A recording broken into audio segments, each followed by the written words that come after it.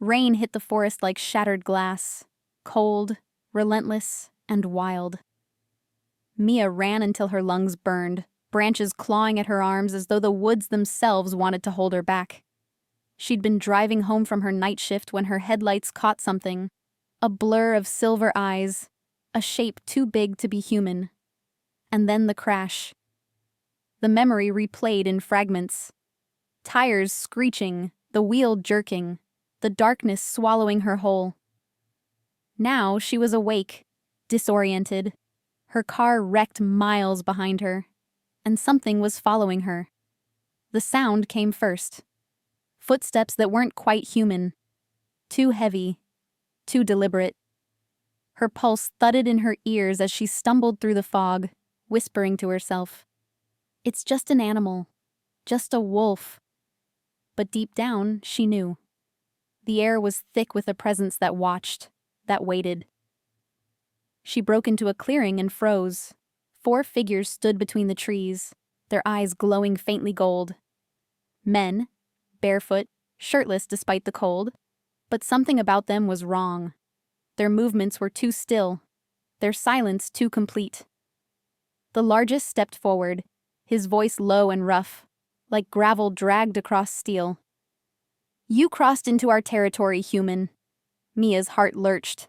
My car crashed. I didn't mean."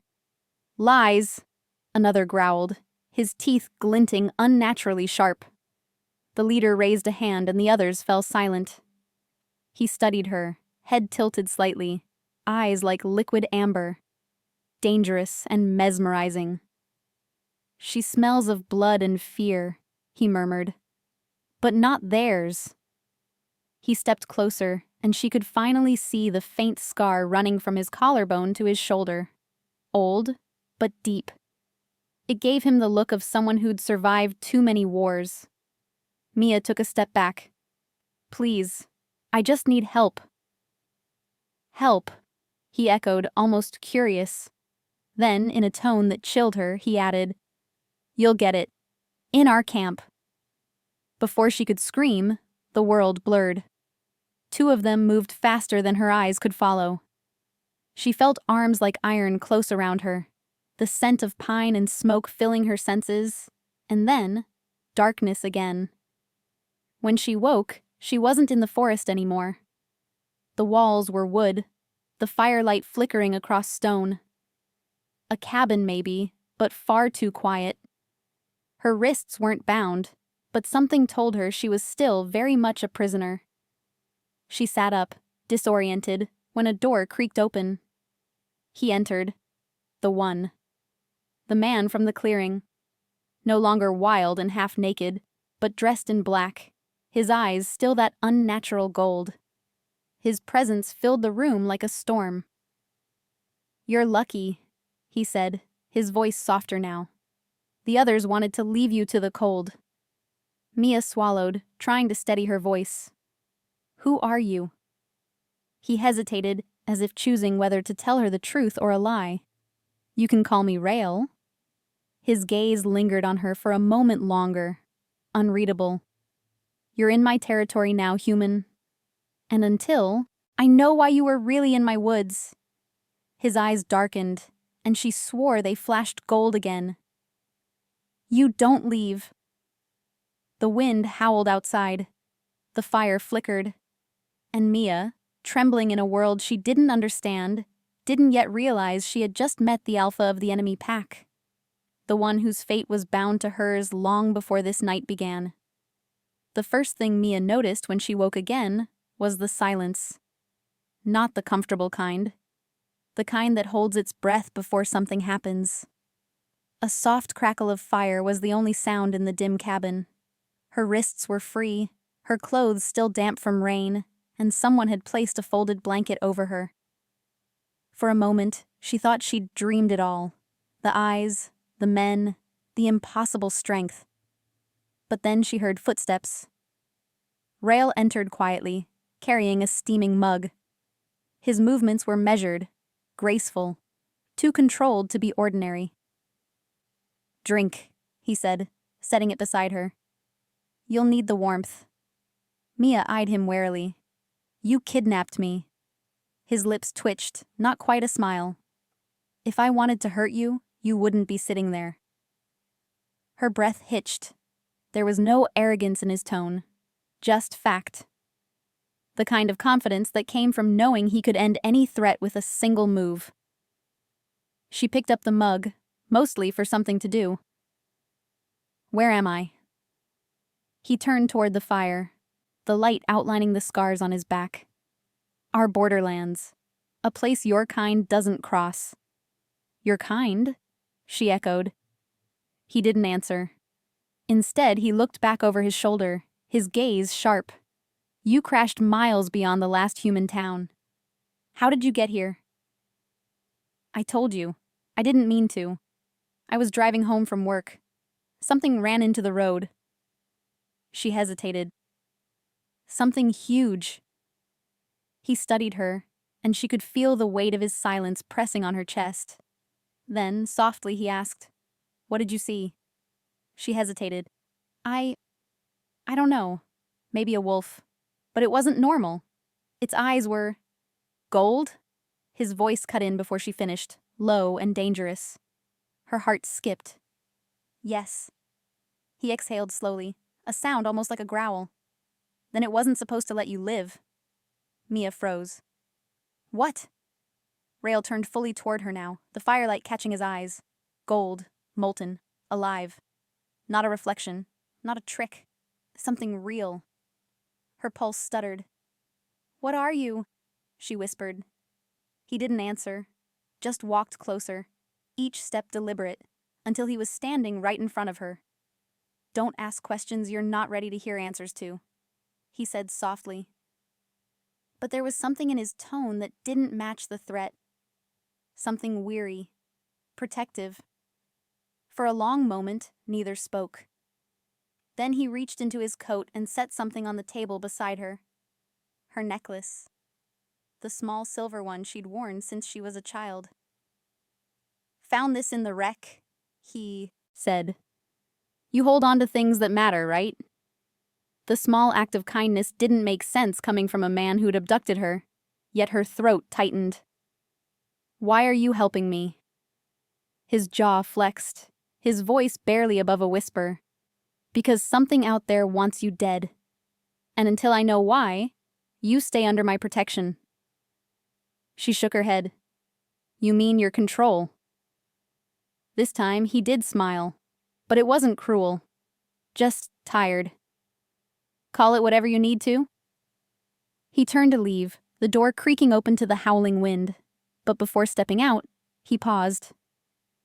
Mia? She blinked. How do you know my name? He glanced back, eyes glinting gold again. You told me last night, before you passed out. I don't remember that. I do. And then he was gone, the door closing softly behind him, leaving her alone with nothing but questions, and the uneasy truth that the monster who'd taken her might just be the only thing keeping her alive. At first, Mia thought it was just her imagination, that faint unease that crept in whenever Rail smiled a second too long, or when his eyes didn't quite match the emotion his words carried. He had a way of speaking that felt rehearsed, as if each sentence was copied from something he'd once read about how humans talk. She tried to dismiss it, reminding herself that loneliness could twist perception. Yet, small details began stacking up like quiet warnings. Sometimes, when she glanced at him through the reflection of the cafe window, his image would lag, just for a moment, as though reality had to catch up with him. One night, she noticed he didn't cast a shadow under the streetlight, though everything else did. The benches, the trees, even her own trembling outline. Rael laughed when she mentioned it, the sound too melodic, too symmetrical. Maybe I'm not from around here, he said, half joking, though his eyes stayed fixed on her face, studying her reaction. That line haunted her for days. Not from around here. Did he mean another town? Or something much farther? His knowledge of her was unsettling too. He knew about the scar on her wrist she never mentioned, the one hidden under bracelets since she was 13. He quoted things she'd written years ago in a private journal that was never online. When she asked how, he only said, "You've told me everything already. You just haven't realized it yet." At night, she'd wake to her phone flickering, notifications appearing and vanishing, messages from numbers that didn't exist. Some contained fragments of her own thoughts, words she'd only ever written in her head. "He doesn't blink when I do. He watches like he remembers me from somewhere."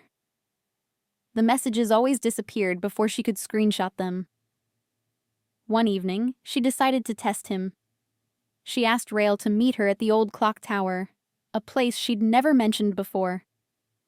When he arrived, precisely 2 minutes before she did, she felt her heart drop. "How did you know where it was?" she whispered. He smiled again, the same perfect curve. "I'm always where you think of me," he replied. That night, she didn't sleep. She kept the lights on and noticed how quiet the world became after 3 a.m., as if everything was holding its breath. By morning, she made a decision. She'd find out who Rael really was. But when she searched his name online, there were no results. No photos, no records, no traces at all, except one. A forum post from 12 years ago, dated before she was even a teenager. It read, "If he calls himself Rael, don't answer. He learns you through memory, not meeting." Her hands shook as she closed the laptop. Outside, she could see his reflection in the glass again, standing behind her even though her door was still locked. And when she turned around, there was no one there. Mia's apartment felt different now. Not haunted, exactly, but aware. The air carried a faint hum, like the walls were remembering things she didn't say out loud. She started noticing small movements when she wasn't looking. The curtain edge twitching though the window was closed. Her mug turning slightly overnight. The faint static whisper from her speakers even when they were unplugged. It was all minor, explainable things. But the accumulation felt deliberate, like breadcrumbs left by something that wanted her to follow. One evening, she found herself drawn toward the attic, a place she hadn't entered since moving in. The wooden hatch creaked when she pulled it down, releasing a puff of cold air that smelled faintly of paper and dust. She climbed up, flashlight in hand, and there it was. A box she didn't recognize, tucked neatly beneath old furniture. Inside, wrapped in a faded cloth, was a small leather journal. It was cracked with age, but the initials engraved on it made her blood run cold. MT. Her own. At first, she thought it must have belonged to someone else with the same initials. But when she opened it, the handwriting was hers. Unmistakably hers. Though she didn't remember ever writing these words. The entries were dated years before she'd moved into this place. The first page read, "He found me again. He says he's learned my patterns better this time." Each page after that detailed encounters she hadn't lived yet. Meetings with Rael, word for word, moments that mirrored her current life exactly. Her breath trembled as she flipped to the most recent entry. It was dated tomorrow. The ink was still damp, as if written minutes ago. It read, "He told me the truth tonight. He said he's not real, but I made him real when I started remembering him." The flashlight flickered. Somewhere behind her, she heard a soft tap, like footsteps shifting weight on the attic floorboards. She turned slowly, but there was no one there. Only a faint indentation in the dust, shaped like bare feet, leading toward the attic door. Panicking, she clutched the journal to her chest and ran downstairs. Every shadow seemed to pulse. When she reached the living room, she saw something on her coffee table that hadn't been there before. A folded piece of paper. On it, written in her own handwriting, were the words, "Stop reading, Mia. You'll make him stronger." Her phone buzzed immediately after. It was a text from an unknown number. Just 3 words. You already did. Sleep became impossible after that night. Every time Mia closed her eyes, she saw fragments of memories that didn't belong to her. Flashes of running through the forest under a blood-red moon, the scent of earth and fur, and a low voice whispering her name in a tone that was both tender and terrifying. The boundaries of her life began to blur. She'd wake up with mud on her feet, the sheets damp as if she'd been outside. Her reflection started lagging in the mirror, eyes lingering a second too long before matching her movements again. Rail stopped coming around for a few days, and that absence felt worse than his presence ever had. It wasn't just that she missed him. It was that the silence itself felt sentient.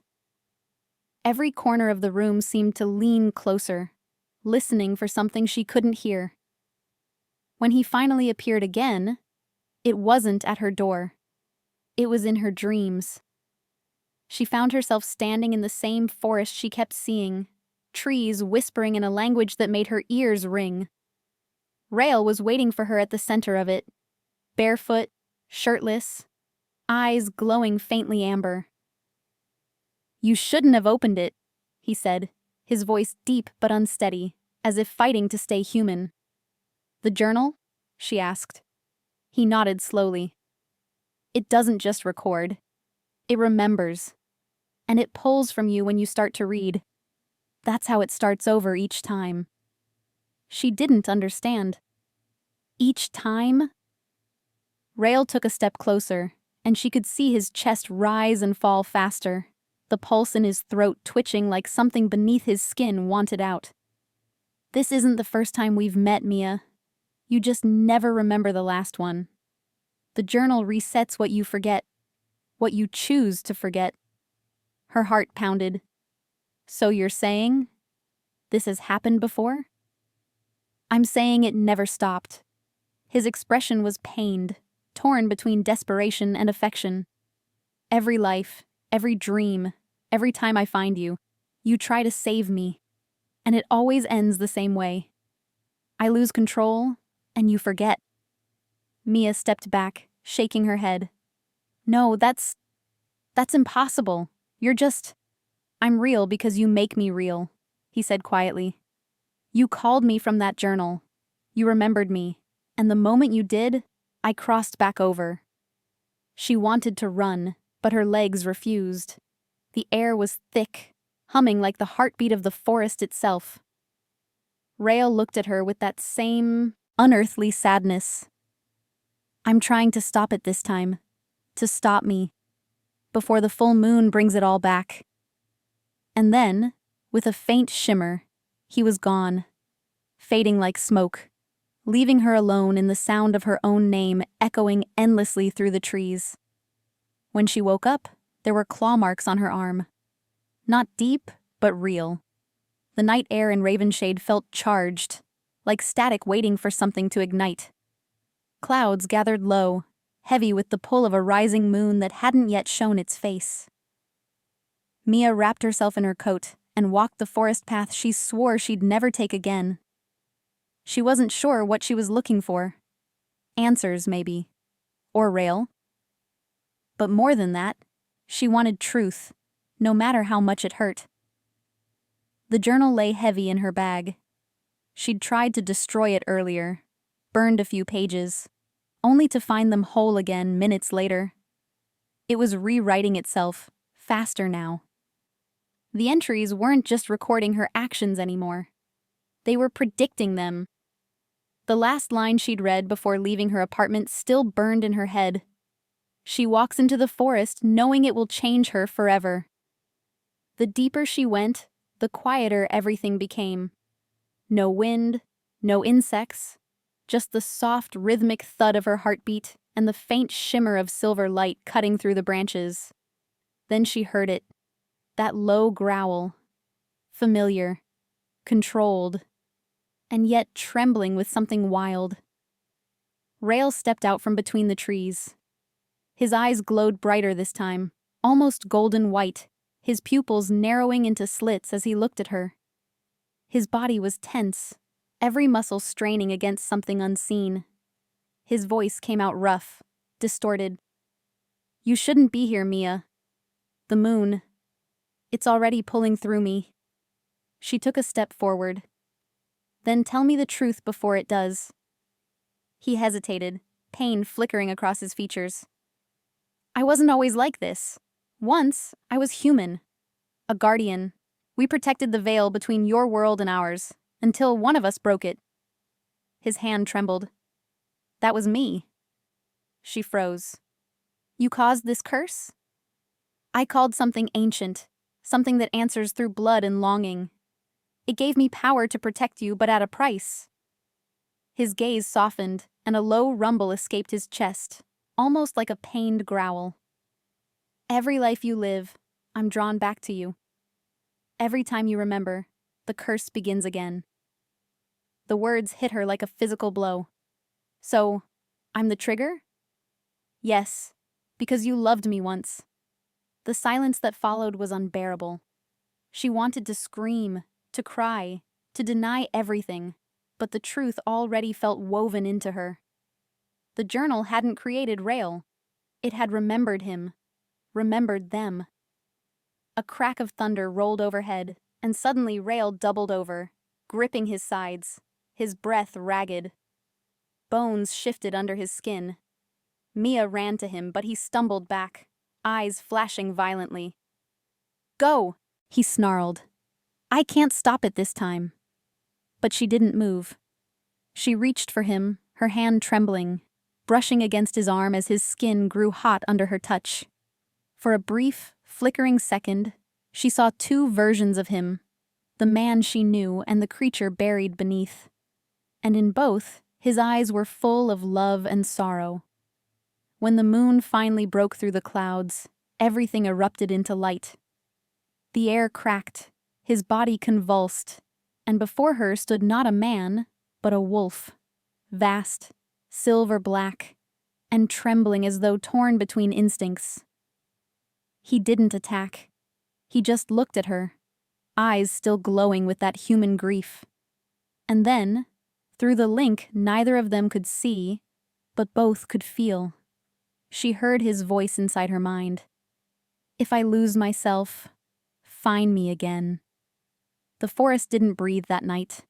Every leaf, every shadow seemed to hold its own heartbeat, pulsing in rhythm with hers. The wolf, Rael, stood motionless under the moonlight, silver fur glinting like liquid frost. His form was magnificent and terrifying, ancient power restrained by something fragile. His will. Mia's chest rose and fell, her pulse thrumming so loudly she thought it might draw other things out of the dark. "Rael?" she whispered, her voice trembling, unsure if the man she knew could even hear her now. The wolf's head tilted slightly, ears twitching toward her. His glowing eyes, half man, half something primal, met hers. And then she felt it.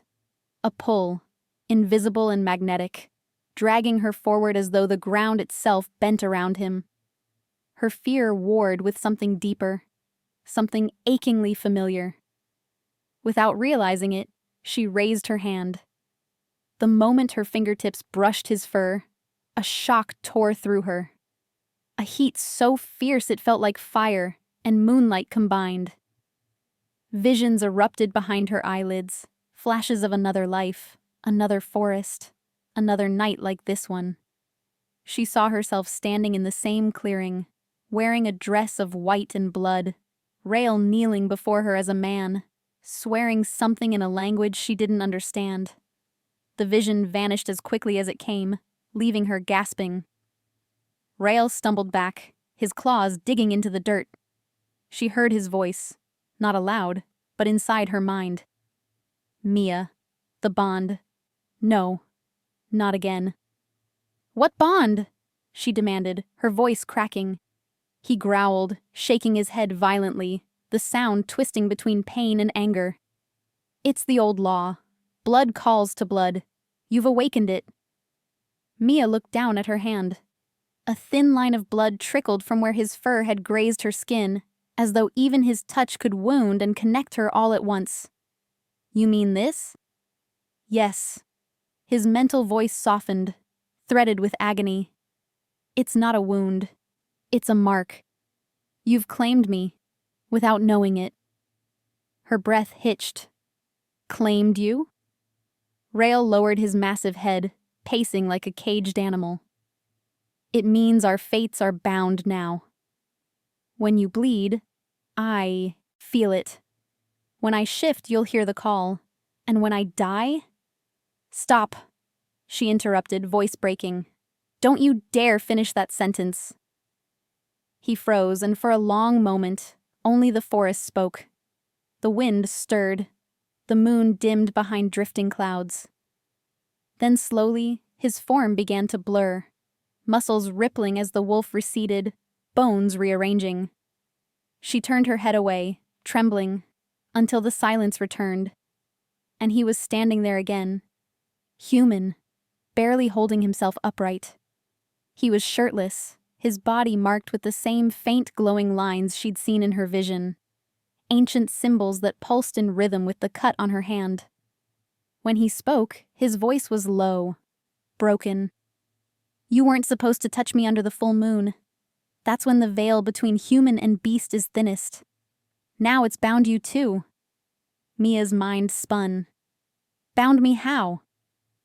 You'll feel what I feel, he said softly. The hunger, the pain, the pull of the pack when the moon rises again. You've tied yourself to the alpha bloodline. The realization hit her harder than fear ever could. She stumbled back. You mean I'm not one of us? Not yet, Rael said quickly. But the blood bond will try to make you. And if the pack finds out? He trailed off, looking away, guilt heavy in his eyes. They'll think I did this on purpose, that I claimed a human. Claimed, she repeated numbly. Like I'm property. No, he said, stepping closer. Like you're mine. The words were a confession and a curse all at once. Mia felt something inside her crack open, a mix of terror and longing that made it hard to breathe. She wanted to run, to scream, to demand answers. But instead, her hand reached up, trembling, and rested against his chest where his heart pounded violently beneath her touch.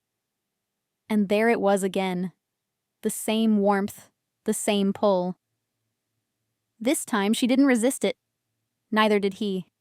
For one suspended heartbeat, their souls recognized each other. And then, from somewhere deeper in the woods, a howl split the night. Not Rael's. Multiple howls followed. Sharp, angry, too close. Rael's expression darkened instantly. He grabbed her arm. They've found us. Mia's voice faltered. Who? He looked toward the tree line, eyes blazing with that familiar, protective fury. The pack. The howls echoed through the trees, sending a shiver down Mia's spine. They weren't just noises.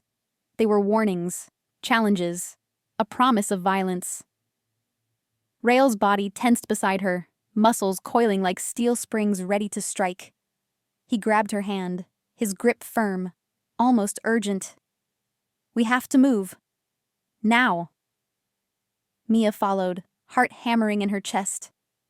Every step felt like it carried her deeper into another world.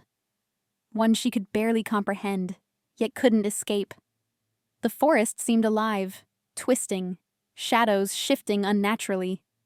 She stumbled over roots that weren't there moments before, and Rael's hand shot out to steady her.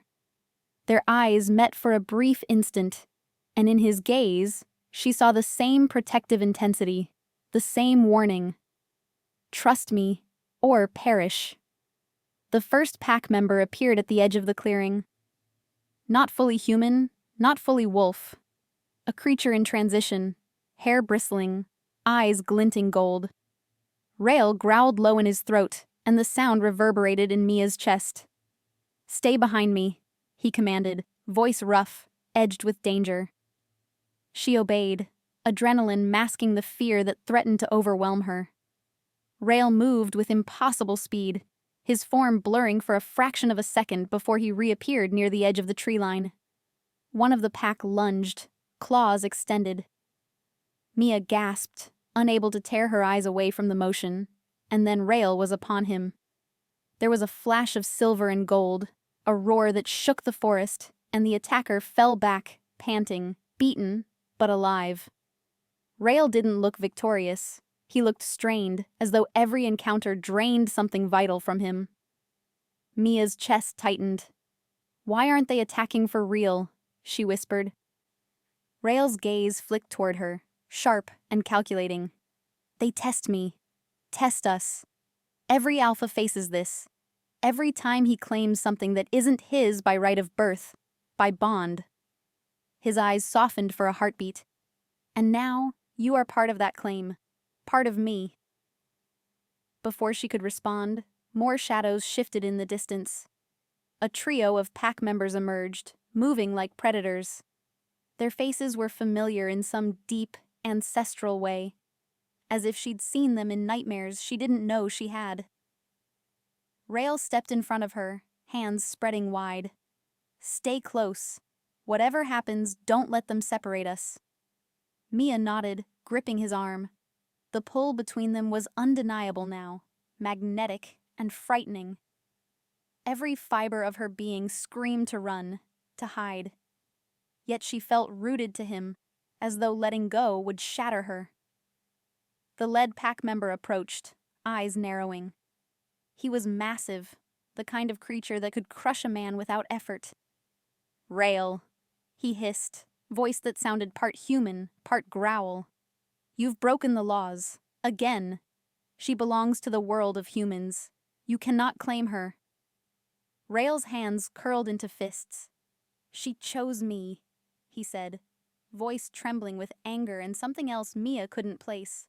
Longing, fear, desperation. The creature laughed, low and chilling. "Choice means nothing to the bond. The blood decides, Alpha." Mia felt the pull stronger now.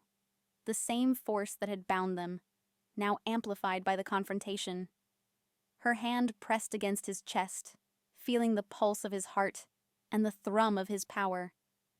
She didn't understand it fully, but she knew instinctively. If Rael fell, she would too. A sudden roar split the air, and Rael transformed. The silver-black wolf towered over her, fur bristling, eyes glowing. Gold. The pack hissed and circled, unsure how to approach, each movement cautious. Mia's breath caught in her throat, both terrified and exhilarated. He glanced at her once, eyes softening. "Stay here," he whispered. But the pull between them was undeniable, and before he could even blink, she stepped forward. "I'm not leaving," she said, voice shaking but firm. "I'm with you." The wolf in him hesitated, torn between survival instinct and desire to protect. Then, with a guttural growl, he bounded toward the opposing pack, Mia following closely, the bond between them singing louder with every heartbeat. And so, the hunt began, not just for dominance, but for trust, for survival, and for the fragile, impossible bond that had entwined their fates under the silver light of the full moon. The forest was alive with tension, every rustle and whisper magnified by the moonlight. Rael moved like a shadow among the trees, muscles coiled, senses razor-sharp. Yet Mia stayed close, guided less by reason and more by the bond that pulsed between them. Every instinct screamed danger, yet she could feel his heartbeat through the pull of the blood bond, steadying her, anchoring her to him in a way no rational thought could. The pack had surrounded them now, circling in an almost ritualistic formation. They were larger, fiercer, and more numerous than anything she'd imagined, their amber eyes glinting with predatory hunger. But Rael was different, more than just a wolf or an alpha. He was her alpha, and she could feel the power radiating from him like a living storm. "You don't belong here," snarled the largest of the intruders, stepping forward. His form shimmered, caught between human and beast. You've crossed laws older than your memory, Rael. You cannot claim her. Rael's eyes narrowed, voice low and commanding. She isn't yours to judge. She chooses me, and I choose her. His form rippled, fur bristling, and the air seemed to vibrate with his anger and power. The other shifters hesitated. There was a moment of tension so sharp it cut through the night, like a knife pressed to the chest. Mia's heartbeat thumped against her ribs. She could feel the blood bond thrumming in tandem with Rael's, a connection stronger than fear, stronger than the rules that govern this ancient pack. She realized in that instant, she wasn't powerless. Her presence mattered. Her choice mattered. And somehow, she could influence this struggle without even knowing how. Rael lunged forward, movements fluid and terrifying, and the clash began. The sounds of snarling, growling, and claws raking the earth filled the forest. Mia ducked instinctively, but she could feel every strike, every dodge, every surge of power through the bond. The fight was primal, ancient, a test of dominance. But Rael's fury was tempered by restraint, by the part of him that was still human, still deeply tethered to her. A pack member broke, threw toward her, and instinctively, Mia raised her hands. The bond pulsed, and suddenly a protective wall of energy seemed to shimmer around her, an extension of Rael's power. The intruder faltered, eyes wide, and Rael took advantage, taking the pack member down with controlled precision. Finally, the battle slowed. The pack backed away, acknowledging defeat not out of mercy but respect. Rael stood over them, chest heaving, eyes glowing with intensity. Yet when he turned to Mia, the wolf inside him softened. His voice, human now, rumbled through the bond. "You're stronger than I thought," he said. "This bond, it's more than blood. You're part of this now. Part of me."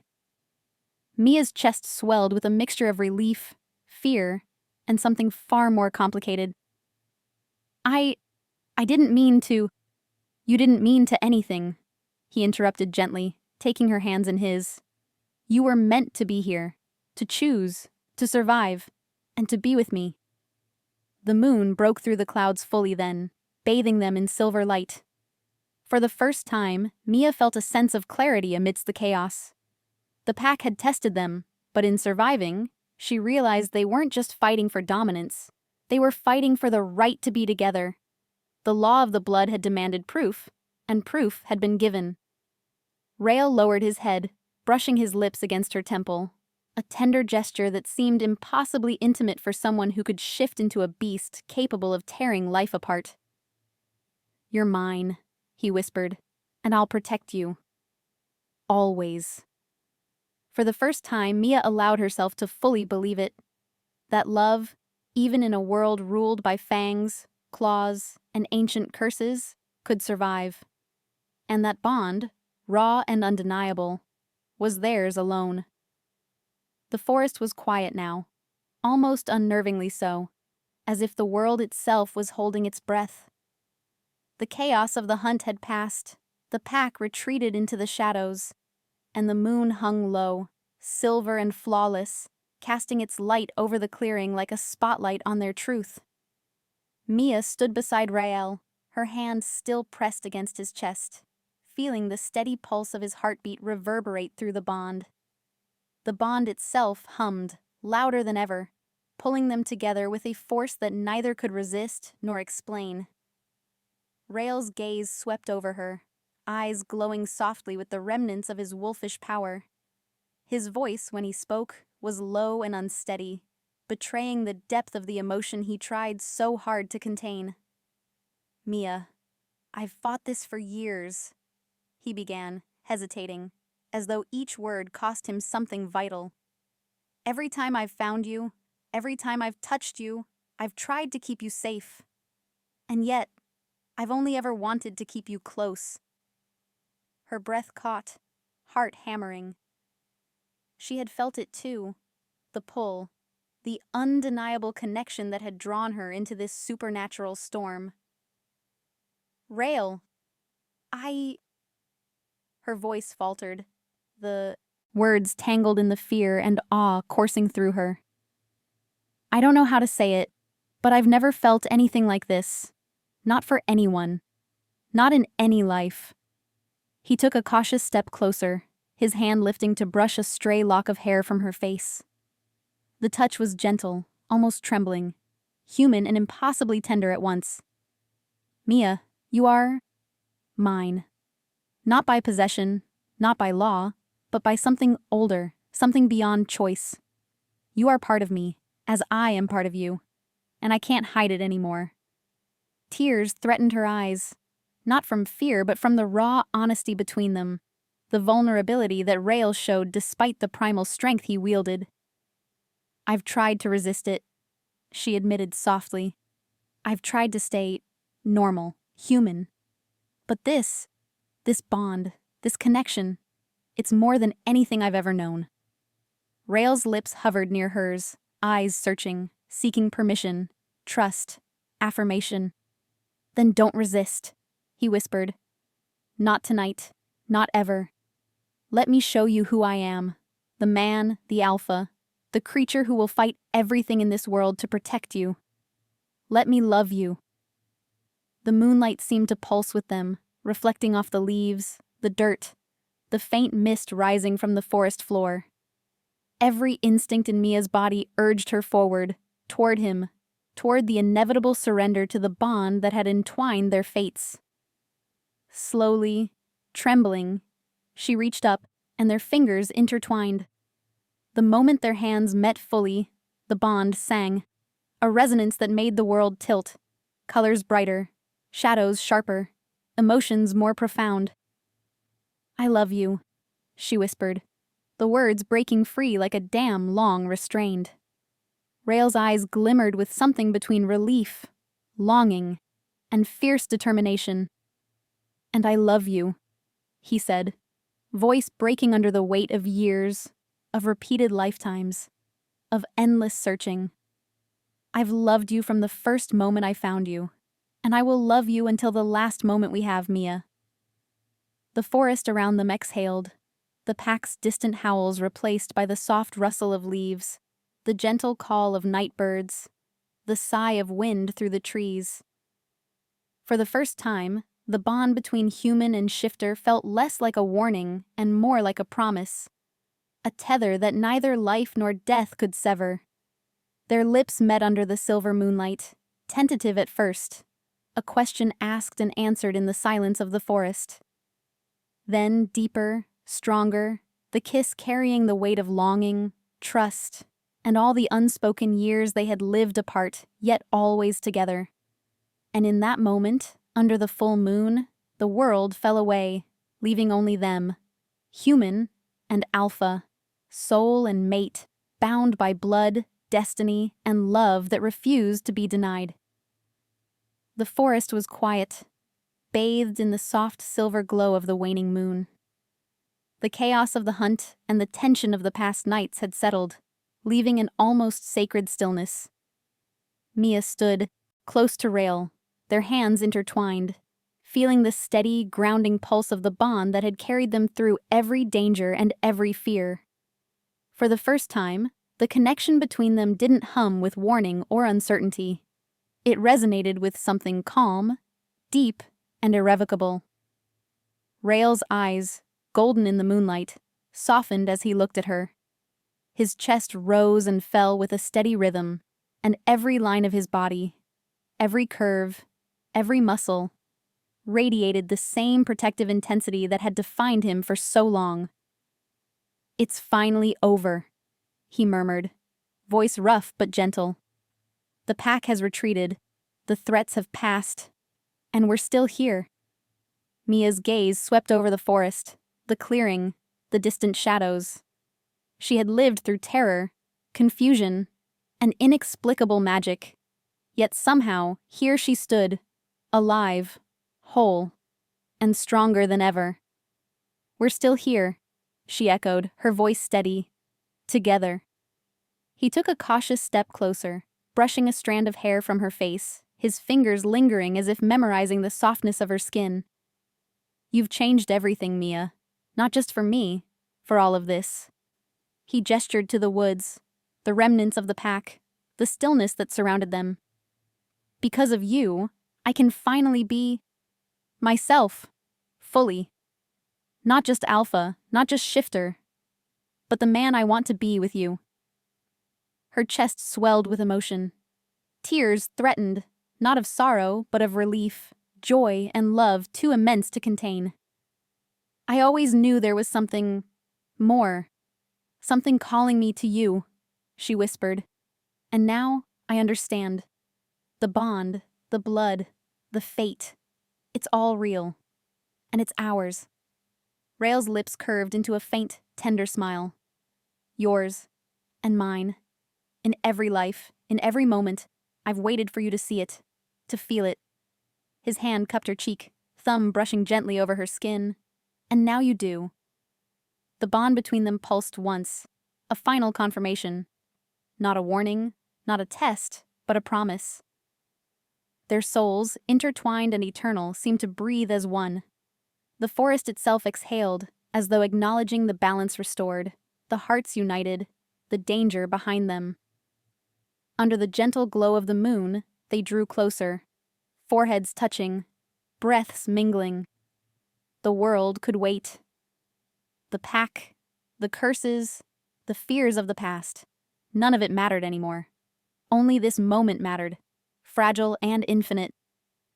"I love you," Mia whispered, every syllable carrying the weight of fear, longing, and unshakable certainty. "And I love you," Rael replied, his voice deep, resonant, final, always. Their lips met, slow and tender at first, then with the fierce, unyielding passion that had always lurked beneath the surface. It was a kiss that healed, that promised, that sealed their fate. Around them, the forest shimmered softly in approval, leaves glinting like silver fire under the first hints of dawn. When they finally pulled apart, the world was still, peaceful, and forgiving. The bond remained, no longer a warning or a pull of fate, but a living, breathing testament to their love. Rael's hand stayed clasped over hers, fingers entwined as they took the first steps together into a new beginning. Human and alpha, soul-bound, ready to face the future side by side. And for the first time, Mia allowed herself to believe fully that love, even in a world of shifters, curses, and ancient laws, could endure, could heal, and could create a life worth living. Together, they walked toward the horizon, hearts aligned, destiny fulfilled, the bond unbroken, the forest whispering its eternal blessing.